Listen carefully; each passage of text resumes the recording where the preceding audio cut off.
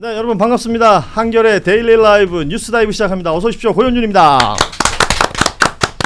자, 오늘 1부 함께해 주실 세 분 소개해 드립니다. 장윤선 정치 전문기자 나오셨습니다. 안녕하세요. 네, 안녕하십니까. 네, 박지훈 변호사 나오셨습니다. 네, 안녕하세요. 박지훈입니다. 자, 그리고 김효성 씨 함께합니다. 어서 오십시오. 안녕하세요. 자, 오늘은 수많은 뉴스들이 또 쏟아지고 있습니다만 오전 10시 10분쯤 지각했어요. 누구 난리야? 어딜? 늦은 것부터 기분이 나빠요 지금? 아, 지금 굉장히 기분이 안 좋은 상태예요. 예.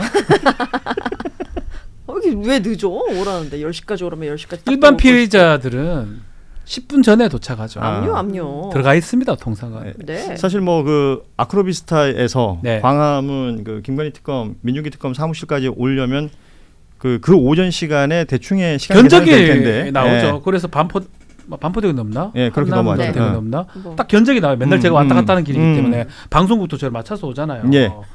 방송국인데 아닙니까? 그렇죠. 채널A, 아. TV조선. 요즘은 안 갑니다. 그런 데는. 예. 잘 안 갑니다. 예전에 자주 다녔었죠. 많이 예. 다녔죠. 그러니까 그게 정확하게 알아요.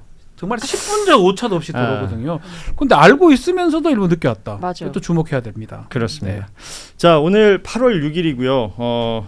약 2주 전에 오늘 이 날짜가 예고가 된 바가 있습니다. 아마 저희 같이 이제 뉴스를 계속 봐야 되고 이걸 또 전해야 되는 사람들 입장에서는 8월 6일이 되는 그날을 굉장히 기다렸습니다. 어떤 일이 벌어질까. 그리고 오전 시간 뭐 많이들 라이브로 보셨겠습니다만 광화문에 있는 김건희 특검 이 KT 건물 사무실에 그 조사가 시작된 건 10시 한 23분 정도부터라고 합니다. 예, 조사가 시작됐고 오전 조사는 12시 전에 끝이 났다 그러고요. 뭐 마련한 그 김밥으로 도시락 먹었다 그래요. 예, 뭐 디테일한 것들이 하나둘씩 지금 보도가 나오고 있습니다. 생각해 보면 지난해 7월 20일에 우리가 흔히 말하는 그 출장 조사, 황제 조사, 경호처 부속 시설에서 조사받았던 검사들이 전화기랑 그 출입증 다 반납하고 받았던 그 수사 이후에는 382일 만이고 특검이 7월 2일 날 출범했으니까 35일 만에 수사가 진행이 된 겁니다. 부장검사 2명, 한문혁, 인훈 이 부장검사들이 이 수사를 한다라고 알려져 있고 100쪽 분량의 질문지를 준비했다고 합니다. 그리고 뭐 여러 설이 나왔었는데 조사받을 때 호칭은 피의자로 한다고 하죠. 뭐 방송에서도 김건희 여사란 말 좀 하지 마라 이런 댓글들도 많이 날라오고 그 비화폰에는 영부인님이라고 저장이 돼 있었다라는 얘기들도 있고 해서 뭐 다양한 의견들이 있었습니다만 오늘은 호칭이 피의자였다고 합니다.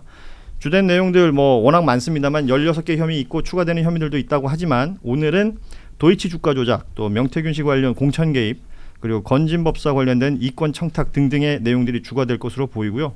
이 내용들이 어떻게 김건희에게로 연결되는가 이 부분을 집중적으로 추궁한다고 합니다. 그리고 오늘 저희 뉴스다이브 좀 예고해드릴 만한 게 일부 말미쯤에는 과거에 그 김건희 디올백 수수 관련해서 권익위에서 관련된 내용을 처리하시다가 스스로 지난해 목숨을 끊었던 김모 국민권익위의 부패방지국장 직무대리 다들 기억하실 거예요. 이분이 이제 카카오톡에 스스로가 남긴 유서가 오늘 한겨레를 통해서 공개가 됐죠. 이 내용을 취재했던 한겨레 김채훈 기자 오늘 모시고 관련 이야기도 나눠보도록 하겠습니다. 자, 본격적으로 김효성 씨한테 먼저 여쭤보죠. 예? 아고 너무 예, 너무 화들짝 놀랐네요. 어찌됐건 그 카니발 차에서 내려서 네. 쭉 걸어서 특검 사무실 2층에서 엘리베이터를 탈 수 있다고 그러더라고요. 그래서 에스컬레이터를 타고 올라가서 소위 말하는 이제 포토 라인에 섰죠. 네. 그리고 한마디 했습니다. 한마디를 했죠. 예. 할 거라고 생각했습니다. 그 한마디가 지금 많은 분들은 저처럼 아무것도 아닌 사람이 심려를 끼쳐 죄송합니다. 이 문장에 주목을 하시던데 네. 어땠어요? 저도 그 말에 주목을 하긴 했는데 많이 평론가들의 평론 중에 이런 의견이 많더라고요. 그래도 남편보다는 낫다. 남편은 한마디도 안 하고 들어갔는데 그래도 김건희는 사과라도 하지 않았냐라고 하는데 저는 이게 훨씬 나쁘다고 생각합니다. 그래요? 네, 아무것도 아닌 사람이라고 하면서 나는 이 사건의 주체가 아니야. 나는 일반인인 걸. 난 나를 지금 주변인으로 놓으면서 짧은 한마디 속에 자신의 어떤 이번 수사에 있어서의 입장을 고스란히 드러냈다. 일종의 대응 전략을 네. 난 지금 들어가서 열심히 뭐 입 열고 하고 있다면서요. 그것도 뭐 증거 인멸이라든지 모든 것이 다 준비가 되어 있고, 그리고 만약에 빠져나갈 곳이 있다면 그것은 다 남편에게로 돌리지 않을까라는 추측까지 되는 그런 한마디였지 않았나 싶습니다. 예. 장윤선 기자는 어떻게 보셨어요? 그 한겨레 김남일 기자가 분석 기사를 아주 잘 썼더라고요. 근데 방금 그 김효성 씨가 얘기한 그 주제로 기사를 쓴 것 같은데, 저는 과연 김건희라는 사람의 진짜 모습은 뭘까? 뭐가 김건희의 진짜일까라는 생각이 좀 드는 거죠. 그러니까 예. 오늘 굉장히 힘없는 목소리로 정말 아무것도 아닌 제가 이렇게, 이거는 흡사 대통령 후보 출마할 때 그 가짜 논문, 그 다음에 허위 이력, 허위 이력 뭐 이런 거 관련해서 기자회견 할 때하고 비슷한 톤이에요. 그런데 뭐 이명수 기자하고 통화할 때나 뭐 등등의 여러 다른 뭐 당선인 팔지 말고 미르라고 했어요라고 예. 이제 직접 명태균이랑 통화하는 내용이나 이런 등등을 보아할 때 그녀의 모습은 완전히 다른 사람이거든요. 그래서 약간 이 가식 덩어리의 진짜 모습이 언제 다 이게 드러날까 싶기도 하고, 앞서 말씀하신 대로 당초 원래 박기였어요. 저 포토라인에 서서 포토테이블 이렇게 얘기하는 삼각형으로 만들어 놓은 걸 이미 만들어 놨었는데 그걸 경호처가 뜯었다는 뜯어버리고 거죠? 예. 2층으로 올라갔는데 비가 오락가락했기 때문에 현장에서는 비가 많이 올 수도 있으니까 그냥 안으로 들어가자 이렇게 해서 협의를 해서 안으로 넣은 것 같은데, 이제 기자들이 이어서 후속 질문을 굉장히 많이 예. 했어요. 뭐 BP 패밀리와 관련해서도 묻고 그 가짜 목걸이는 왜 차고 그 첫 번째 순방을 간 거냐 이런 등등의 질문에 대해서 굉장히 불쾌한 표정을 지으면서 답변하지 않고 뭐 다음에 하시죠라고 하고 경호처에 둘러싸여서 들어갔거든요. 예. 근데 그런 모습을 보면 굉장히 불쾌한 거고요. 또 하나는 이분이 약간 트레이드 마크처럼 가방을 꼭 갖고 다녀요. 예. 굳이 가방이 필요 없는 상황에서도 오늘도 보면 봉지욱 기자가 또 금방 찾아서 썼던데 8에서 9만 원 예. 선되는 할인가 98,000원. 89,000원. 네. 89,000원, 98,000원. 하여튼 뭐 그 가방을 들고 왔는데 그 가방 안에 뭐가 들은 거냐 이런 이제 시청자들의 궁금증도 많이 드러내긴 하는데, 그 안에는 아마도 약봉투하고 진단서하고 뭐 이런 게 들었을 거다. 그래서 전직 검사들 그렇게 얘기해요. 그녀는 이미 아플 예정이다. 네, 그래서 저녁 6시까지 조사 다 못 받고 중간에 힘들다고 하고 휴게 시간 달라고 요구하고 뭐 등등등등 할 거다 이러는 건데요. 가증스럽죠. 상당히 가증스럽고, 본인이 아무것도 아닌데 어떻게 고속도로 종점을 인수위 시절부터 휘게 만들고, 말씀해 주신 대로 영부인님이라는 대통령과 아주 핵심만, 국정 운영의 핵심만 알 수 있는 비화폰을 들고 다니면서 온갖 그 국정에 다 개입 또는 관여 혹은 인사의 역할을 한 거 아니냐라는 의혹을 받고 있고요. 심지어 정당의 공천 사무까지 관여한 거 아닙니까? 그건 다 떨어지는 그 증거가 나온 거예요. 그리고 종합해 볼 때 저는 김건희 씨가 이제는 좀 가식의 얼굴을 벗어 던지고 진실된 모습으로 국민들께 진심 어린 사죄를 해야 되는데, 그녀는 지금까지 아직도 여전히 반성할 생각이 1도 없다. 남편하고 똑같다. 이런 생각이 좀 듭니다. 하지 않을 것 같아요. 어떤 것을? 저는 이렇게 표현하고 사과. 싶어요. 꾸안꾸. 꾸안꾸. 꾸미지만 안 꾸민 듯한. 준안준이라는 말도 있어요. 제가 만들어낸 겁니다. 준안준은 뭐예요? 준비했지만 안 준비한 거. 사실은 포토라에 쓸 때 다 준비를 합니다. 예. 무슨 말을 할지, 예. 한마디를 할지, 두마디를 할지, 말하지 말 것도 준비를 하거든요. 요게 정답이 나와 있어요. 아무것도 아닌 사람이 심려를 끼쳐서 죄송합니다. 아무것도 아니다. 나는 주범이 아니에요. 남편이 했어요. 나는 아무것도 아니에요. 범죄하고. 심려를 끼쳐 죄송하다. 남편이 심려를 끼쳐 죄송해요. 저는 관련이 없습니다라고 하려고 그 멘트를 준비했다고 봅니다. 그러니까 지금 뭐 다 전략적으로 준비해온 저는 말 그래 한마디라고 네네. 생각하시는 것 같은데, 저는 지금 아무것도 아닌 사람, 여기에 많은 분들이 그 좀 꽂히신 것 같은데, 저는 딱 들으면서 그거보다 더 거슬렸던 표현이 있어요. 어떤 거요? 조사받고 나오겠습니다. 어딜 나와? 저는 거기에서 커요. 아니 그러니까요. 그게 마지막 문장이었거든요. 예. 조사 잘 받고 오겠습니다 했어요. 그 조사 얘기를 잘 받고 그 오겠습니다. 얘기 좀 해주세요. 예. 많이들 얘기하잖아요. 오늘 조사 끝나고 뭐 야간 조사를 하려면 본인의 어떤 또 허락. 동의. 합의가 필요한 거니까 이 내용까지 얘기해서 구속영장 청구와 뭐 발부, 집행 이런 관련된 이야기들이 많았었잖아요. 예. 어떻게 그 보십니까? 부분이 이제 중요한데요. 시간은 사실 그래요. 예전에는 이제 야간 조사를 했었는데 최근에 못 합니다. 그러니까 통상 보면 한덕수 이런 사람 11시 반쯤에 나와요. 근데 그 11시 반이라는 건 뭐냐면 조사 완료되고 열람 시간 정도거든요. 그렇죠. 예. 아마도 7시, 8시까지는 할 것 같아요. 네. 저녁 먹고도 한 번 더 물어볼 수 있거든요. 아. 예. 5시, 6시에 마치고. 네, 네. 물어보면 한 3, 4시간 정도는 줘야 되니까 12시 이후에는 절대 안 할 것 같으니까 11시 30분에 마무리가 된다고 전 생각이 드는데 열람까지 합쳐서. 예. 그러면 특검이 그 계산해서 종료를 시키겠죠. 네. 문제는 긴급 체포가 가능하다는 거예요. 긴급 체포는 뭐냐면 이 정도 중대 범죄가 혹시나 나갔을 때 잡을 아니면 검거하기 어렵다 이럴 때 체포를 할 수 있고요. 다만 48시간 이내 구속영장 청구를 해야 됩니다. 예. 그런 위험 부담은 사실 있어요. 근데 오늘 조사받는 태도에 따라서 빙고. 그렇죠. 만약에 막 긴 거라고 하니까 뻗대고 막 가만히 이러면 긴급 체포 쪽으로 갈 가능성이 있고요. 네. 예컨대 자해라든지 뭐 등등의 이상한 행동들. 위험 상황. 근데 만약에 아주 순순히 네 맞습니다 하면서 막 이러면 특검 입장에서 그게 거짓이든 진실이든 간에 굳이 협조하는 사람을 긴급 체포하지 않아요. 일종의 명분을 예. 또 내일 자기가- 모레 다시 예. 오라고 합니다. 그래서 2-3번 정도 부른 다음에 혐의 사실을 다 특정하고 그 후에 구속영장으로 긴급 체포 없이 그렇게 진행될 것 일단 같습니다. 특검발로는 2번 정도 불러서 소환 예. 조사를 하고 그리고 구속영장 얘기가 나오는 것 같고 그리고 이미 구속영장 청구서는 다 써놨다. 다 써놓고 그 다음에 반론 차원에서 기자들 기사 쓸 때 뭐뭐라면 뭐뭐라고 했다. 그러니까 예. 본인 주장을 좀 이렇게 그 이를테면은 당신이 하고 싶은 마지막 변론이 뭐냐 이런 차원에서 듣고자 하는 것이고 그 이상의 내용은 아마 다 수사는 마무리가 됐을 것이다라고 얘기를 하고 있고요.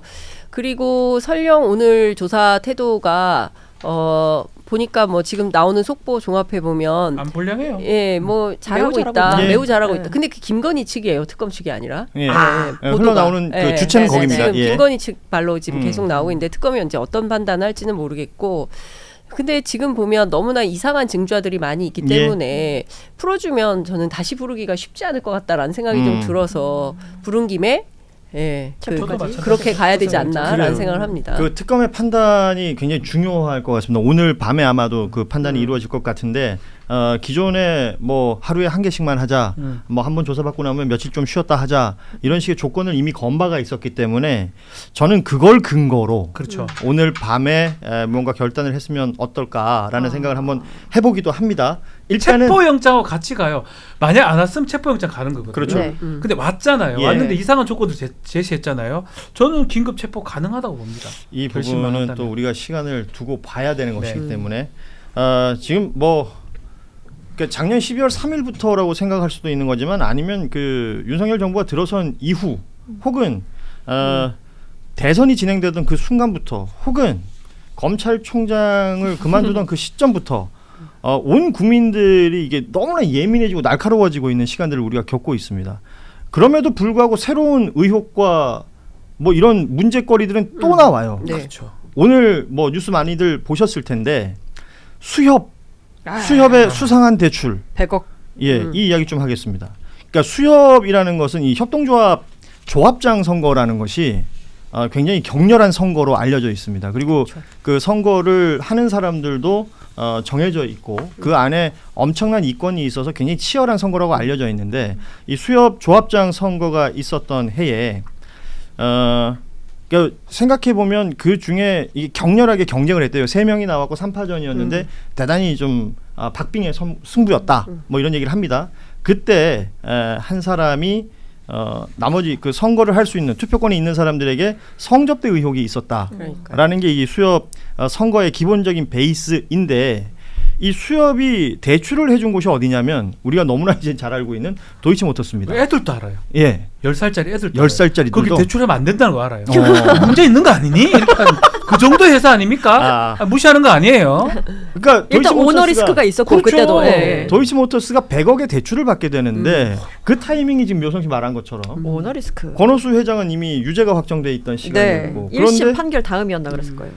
수협에서 대출해준 서류에 보면은 안정적인 회사다. 뭐 오너 리스크에 대해서는 전혀 한 줄 언급도 없고 그렇게 대출이 됐고 그 외에도 생각해 보면 이 도이치모터스 관련 회사들까지 다 포함하면 600억이 넘는 돈이 그래. 대출이 됐다는 겁니다. 이게 근데 지금 이 얘기만 하면 수생뚱맞다 이런 생각을 할 수도 있겠지만 대부분의 패턴이 좀 비슷한 거예요. 그렇죠. IMS IMS 맞아요. 모빌리티도 예. 그렇고 김건희 주변에 어떤 사람들이 투자를 받거나 큰 돈이 모일 때는 보면 그 똑같아요. 돈을 내는 사람들 그게 대기업이건 이번에 대출해줬던 수협이건 뭔가 법적인 문제가 있을 때, 다급한 게 있을 때. 그렇지. 예. 소위 말해서 민원이 있을 때였고 앞서도 말씀드렸지만 성접대 의혹이 있었던 상황에서 벌어졌던 일이고 해당 그 성접대 의혹이 있었던 사람이 조합장이 당선이 되고요. 네. 문제 제기가 된 이후에 벌어졌던 일입니다. 그러니까 이거 의심스럽잖아요. 뭐 당연히 너무 의심스럽죠. 네.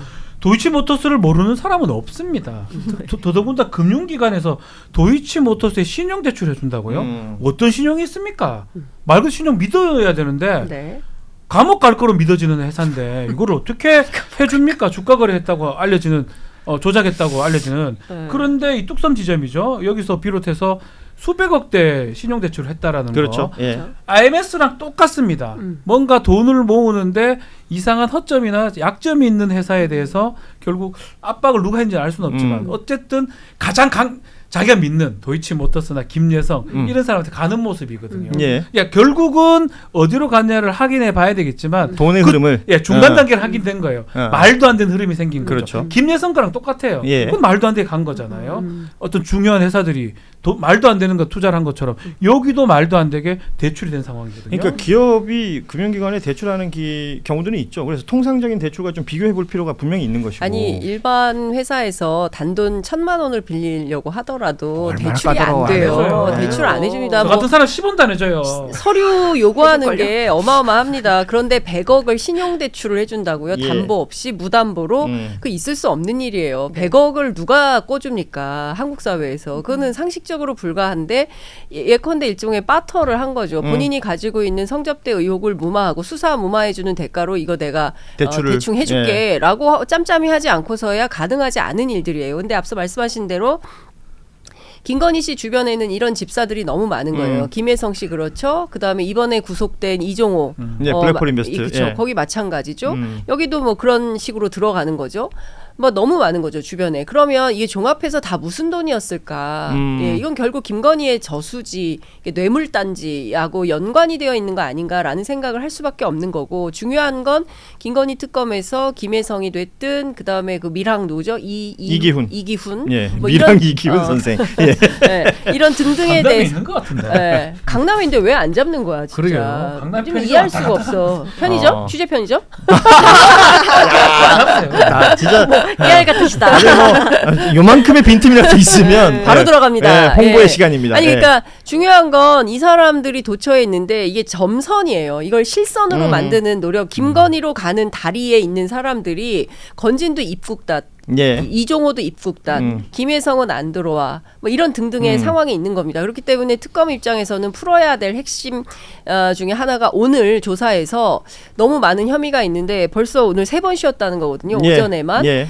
그리고 오후에 또 얼마나 더 쉬겠습니까? 그리고 뭐 조사에 적극적으로 협조를 하고 있다고 하는데 이건 구속을 피하기 위한 용도로만 입을 벌리는 게 아닌가라는 생각이 좀 들고요. 일종의 태도만 보여준다. 그렇습니다. 예. 예, 신용만 하는 아하. 거죠. 협조하는 신용만 하고 있는 것이므로 제가 보기에는 구속 수사를 통해서 통으로 밝혀야 되는 이슈가 너무나 많다. 왜냐하면 지금 김건희로 넘어가는 다리가 막혀 있기 때문에 이 예. 다리를 뚫기 어렵다면 김건희를 통해서 직접 사실관계를 확인하지 않으면 안 되는 거죠. 수협 대출권 보면 앞서 말씀드렸던 그 선거에서 당선된 사람 이름이 노동진이라는 네. 사람인데 결과적으로 보면요. 기가 막히죠. 이 사람의 성접대 혐의는 증거 불충분으로 무혐의 그러니까. 처분을 그러니까. 받습니다. 놀랍게도. 그러니까 대출을 일으켜 줬던 쪽은 무혐의를 받았는데 네네. 당시 성접대 그 알선을 했다는 유흥업소 업주는 또 2심에서 유죄가 나와요. 아니 그리고 되게 참 아이러니한 게 그 수사를 했던 맨 처음에 해경 수사한 그렇죠. 사람은 좌천식으로 처음에 파출소로 했던 갔다는 사람은. 거예요. 예, 예. 처음 했던 사람은. 근데 해경이 바뀌지. 그렇죠. 예. 그러면서 무혐의가 이게 나게 된 그렇죠. 거잖아요. 백혜룡 경쟁이 생각나는 거예요. 너무 패턴이 똑같다. 대부분의 이 패턴 기시감이 드는 내용이고 그리고 모르겠어요. 저 이런 거 보면 김학의 사건 연결이 다 되죠. 비슷하네요, 연결이 진짜. 되죠. 예. 예. 그래서 이번 특검이 이게 특검 사안은 아직 아니죠. 특검이 뭐 될 거로 지금 보이는데 앞으로 이게 특검이 첫 번째는 진실을 밝히는 거지만 네. 두 번째는 반드시 진실을 막았던 사람들. 그렇죠. 그러니까 수사기관이 지금 막은 거거든요. 예. 경찰이든 그게 해경이든 검찰이든 예. 반드시 찾아내야 된다. 맞습니다. 특검의 두 번째 임무입니다. 음. 하세. 뭐 제가 시킨다고 하진 않겠지만 그래도 네. 시켜주세요. 해야 돼요. 진실을 아니, 그렇죠. 밝혀내는 것보다 더 중요합니다. 그 도이치모터스 주가 조작 의혹 사건 덮은 검사들, 예. 명품백 수사 덮은 검사들, 네. 그렇죠. 예, 그리고 지금 뭐 국민권익위원회 좀 이따 얘기를 하겠지만 네. 관련자들, 그렇죠? 그리고 또 감사원 여기 도처에 널려 있어요. 다 예, 있어요. 그러니까 우리가 그 12.3 비상계엄 내란을 극복해 가는 과정이지만 아직 내란이 종식됐다고 볼 수 없는 징조들이 이런 데서 나타나는 거거든요. 예. 그래서 이런 것들을 잔뿌리까지 다 캐내서 확실하게 정리하지 않으면 이런 사람들 또 계속 생명력이 있어요. 맞아요. 또 다종다기한 방법으로 부정부패 저지르고 그런 방식의 잘못된 행동을 하기 때문에 이번 특검이 정말 역사적 사명, 사초를 쓰는 심정으로 맞아요. 수사하겠다고 한 바 있는데 그런 입장으로 수사를 전개해 나가야 되지 않을까 싶습니다. 그렇습니다.